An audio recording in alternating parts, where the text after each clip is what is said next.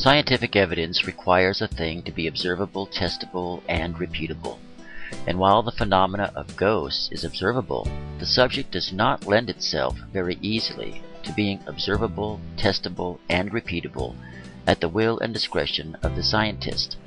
Indeed, in order to meet the criteria for scientific proof, one would have to enlist the cooperation of these disembodied spiritual beings for the purpose of testing and experimentation. Obviously, this is not likely to happen. To prove ghosts, then, requires a different approach, a different type of evidence. To prove ghosts requires forensic or legal evidence, such as eyewitness testimony, photos, or videotaped footage. If a criminal had against them the amount of credible eyewitness photos and videotaped footage which exists to document the ghost phenomena, legal reasoning would return a verdict of guilty beyond a reasonable doubt. Given the vast, credible eyewitness accounts throughout history, as well as the photographic and video documentation available for the existence of a spiritual realm, the legal evidence dictates beyond a reasonable doubt that ghosts exist. If you don't believe in ghosts, we'll show you something that could change your mind. This is what a woman saw while working at an Oklahoma car impound lot earlier this month. It was all caught on a surveillance tape. You can see the figure circling around. Now, the woman told another worker to go out and check. Well, what the camera records is not the work of any vandal. Well, the chair in this shot is pretty shocking, sliding across the floor. But the most shocking part of this particular piece of footage is the piece of sheetrock. It's actually being ripped from the wall and pulled up and away.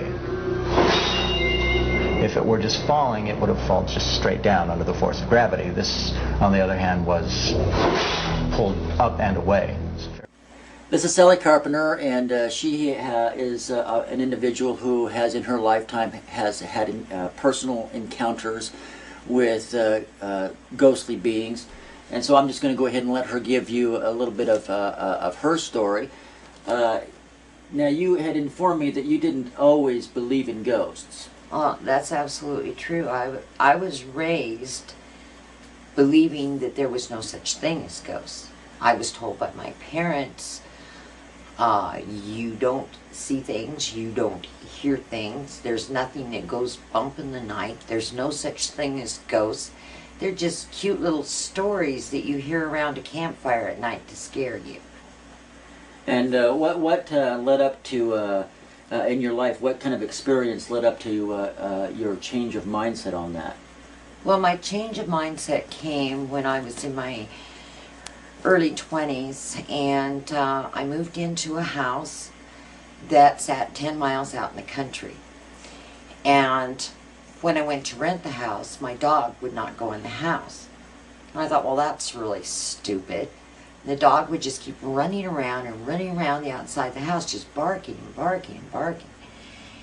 And the old man who was renting me the house wanted 2 months' rent in advance, and it was really cheap. I mean, like, you know, $25 a month for rent. And I thought, wow, $50 a month for rent on a house that's, you know, I have to give you $50 for the first 2 months, but it's got like 5 bedrooms, and that's what I needed with all my kids and everything. And so I went ahead and I rented it. And I went out there to clean it up, because the last people who had been there, it looked like they just packed up and didn't even pack. I mean, it was just like they got up and left one day. So all their stuff was still in the house? Oh, yeah. Yeah, sofas, bedding. My husband, Dave, at the time, slept with a knife underneath his pillow. He kept hearing all these noises, and he was scared to death. And I kept saying, it's an old house. We're 10 miles out in the country. Old houses make funny noises and sounds. It's nothing to be worried about. And came home from work one night, and all of the doors and windows were opened in the house. All of the lights were on. The dog was running around the outside of the house barking like crazy.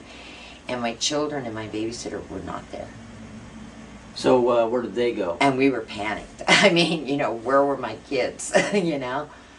And she'd gone to a neighbor's place and had stayed with the neighbor because she said that she heard what sounded like the crying of a child to begin with.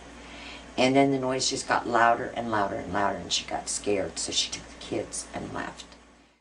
They kept telling me, there's something wrong with this house. And finally I just said, look, I am not going to leave this house until somebody comes to me and says, leave this house. If a ghost comes to me and says, leave this house, then I'll leave. I walked into my kitchen one morning, and it was like I walked right smack into an invisible wall. I mean, something solid in the middle of the room, but there could see it. And there was a definite voice that said, this is my house. Leave. In my current home, just this past Christmas, we took these pictures.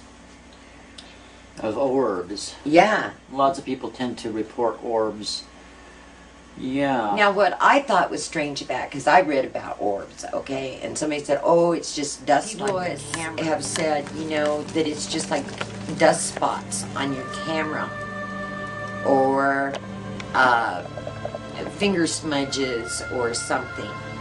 The only problem with that theory on these particular ones is the fact that there were 4 or 5 people taking pictures in the house that night, because it was taken at Christmas time. And they showed up on the 3 cameras that were being used. So, so overall, do you feel that your experiences, your encounters with ghosts, has rearranged your thinking about what happens when one dies? I really believe that it has. I always felt like you just had one life. It was here on earth. When you died, that was it until the rapture, and then you'd go to heaven. Now I'm not quite so sure of that. Now I'm thinking that the human spirit continues to go on and on and on, and that maybe there's reincarnation. I don't know that, but I think there is, possibly. And I truly believe that things are not as man has told us.